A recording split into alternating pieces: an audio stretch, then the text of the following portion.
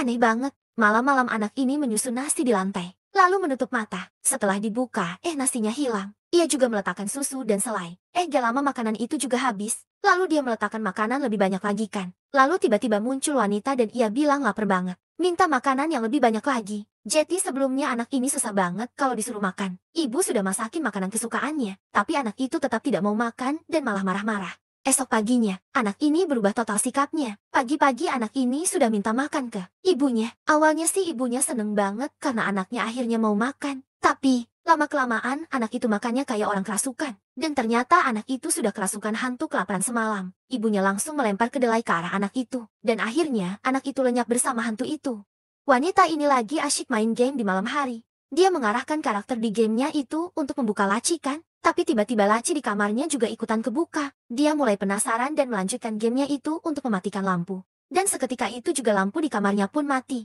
Lalu tiba-tiba di dalam game itu ada sesuatu yang berdiri di depan pintu. Ada makhluk aneh yang mencoba masuk. Seketika wanita itu pun mulai ketakutan dan was-was. Lalu wanita itu melihat ke arah pintu kamarnya yang secara tiba-tiba terbuka sendiri.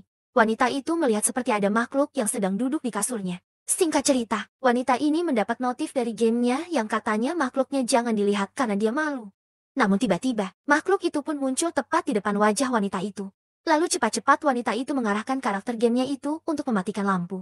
Namun kali ini lampu di kamarnya gak ikutan mati. Wanita itu pun merasa lega. Namun tiba-tiba, makhluk itu pun muncul lagi. Dan ternyata itu semua cuma halu, akibat wanita itu main game sampai larut malam. Hadeuh, kalian pernah gini juga gak? Komen di bawah ya.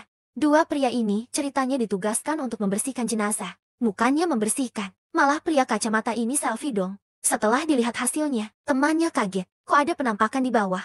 Ternyata itulah pria kacamata buat isengin temannya. Lalu pria kacamata mulai iseng lagi. Dia kelitikin itu jenazahnya. Temannya takut dong. Bukannya berhenti. Malah pria kacamata nyuruh temannya buat ikutan gelitikin.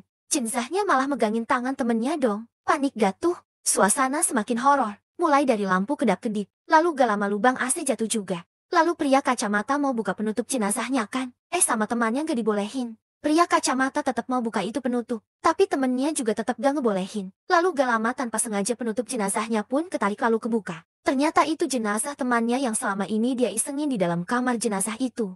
Pria kacamata auto pingsan deh. Bingung deh mau panik apa sedih. Jadi ada seorang wanita yang sudah meninggal, tapi matanya gak mau nutup. Udah gitu pas mau dibawa mayatnya bangun terus. Orang-orang pada panik.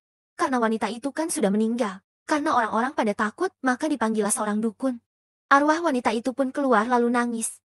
Tapi setiap ditanya, wanita itu gak mau jawab. Akhirnya wanita itu didoain dan dipasang kertas mantra di jidatnya. Pas mau dibawa, petugasnya malah bersin. Auto terbang deh kertas mantranya. Wanita yang sudah meninggal itu pun bangun lagi dan bikin panik lagi deh. Bahkan pendeta pun gak sanggup buat ngedoain wanita itu. Wanita yang udah meninggal itu maunya duduk gak mau rebahan.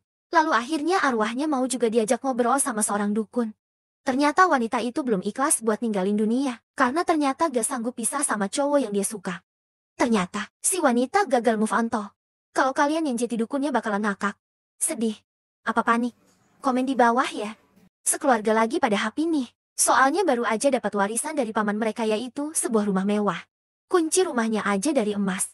Mereka semakin gak sabar kan mau lihat rumah mewahnya. Akhirnya mereka pun pergi menuju rumah mewah itu. Dan setelah menempuh perjalanan jauh, akhirnya mereka sampai. Dinding di rumahnya ada tulisan kuno. Kamar mandinya pun jika dilihat dari matanya sendiri juga cantik dan estetik gitu.